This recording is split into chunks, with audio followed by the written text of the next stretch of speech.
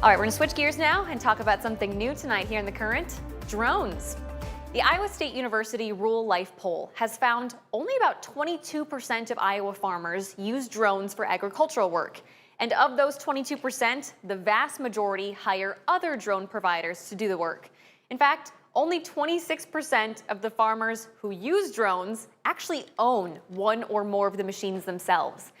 So while nearly a quarter of Iowa farmers are using drones, the poll says that's a pretty minor percentage. And even those who do use them indicated some uncertainty about the potential benefits and downsides of drones. So here to help break things down for us is Iowa State University's Digital Ag Extension Specialist, Doug Hauser, who also conducts drone training classes. Doug, thank you so much for being here with us today. What are some of the reasons that a farmer would use a drone? Absolutely. So some of the reasons is to get an aerial view of your field. You can't manage what you can't see. And so getting an aerial view of the field helps you manage and basically gives you a competitive advantage for your operation. And we're talking, this can do everything from surveying to even like the huge drones that can do spraying. What other kinds of things, or what are some specific things that farmers could do if they owned a drone? Absolutely. So a couple of different uses. One is an imagery drone, just being able to get the drone up and see your field, see which areas you need to walk to that are having problems. The other ones are the bigger drones, the over 55-pound drones. You can actually spray from them. And so fungicide spraying is one possibility. Applying cover crops is another one. And then the other ones, unfortunately, this year is maybe getting out to some drown spots and be able to put fertilizer or a crop to those so you don't have to drive through that field to get to them. All right, so you work a lot with farmers all over the state. You have a lot to come into your training sessions with the Extension Office. What are some of the reasons that people say they're apprehensive about drone technology? Well, drone technology has only been around for about 3 years, so it's a brand new technology. A lot of the farmers weren't raised with remote controllers in their hands, and so it's a little intimidating. And that's why here at Iowa State, we're really trying to educate them on the steps to get involved. And once they see it or have somebody come out and actually show them, then it's pretty obvious. The other reason I'm seeing is there's a lot more interest in ag, whether you're raised on a farm or not.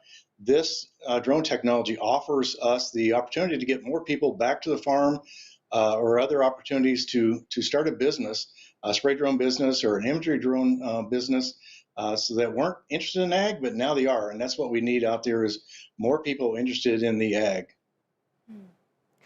How much does the financial piece play into this, of someone saying, hey, it's a lot of money to buy a drone. It's even a lot of money sometimes to hire someone to come out and do the work. Is that something you hear? I hear that from some of them. So for like an imagery drone, for a few $1,000s, you can get up, and it doesn't take a lot to get that managed. The spray drones, I would really highly recommend it. Starting with getting it out there for farmers, you have to see it to believe it. But for less dollars than buying some other equipment, you can actually have the equipment to get it applied when you want it to.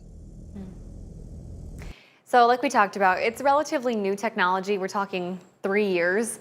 But in those 3 years, there's been a lot of changes. How have you seen agriculture drone technology morph? Lots more interventions being put into the drones. The technology is getting easier, getting more user friendly. It's the really changing. There's a lot of people jumping in. You talked about artificial intelligence getting in. We have weed management that you can do. You can actually fly with an imagery drone and spray it with a spray drone. Rock management, just a lot of technology. And so I highly encourage anybody that's interested to get involved, because it is fast changing every year. The other thing that you mentioned is only 22%, but the other thing we have to understand is for digital agriculture, that's huge. That adoption rate in 3 years at 22% is a huge change, and that really sends a signal out there that this is only going to increase. So now is a good time to understand it and get into it. Certainly. And in the few seconds that we have left, if someone does want to learn more about getting more into drones for farm work, how can they sign up for one of your classes? I highly recommend going to crops period extension period IA state period. /events. We have two of them coming up. Part 107 is for imagery and spray drones. Got to have your certificate for that. And the other one is the second annual Spray Drone Essentials. For anybody interested in spray drone technology, it's a great way. We're going to have everything there to educate you on the pieces that you need. Doug, as always, thank you so much for your time. It's so fascinating to talk to you about these things in this ever-changing world. Thank you so much.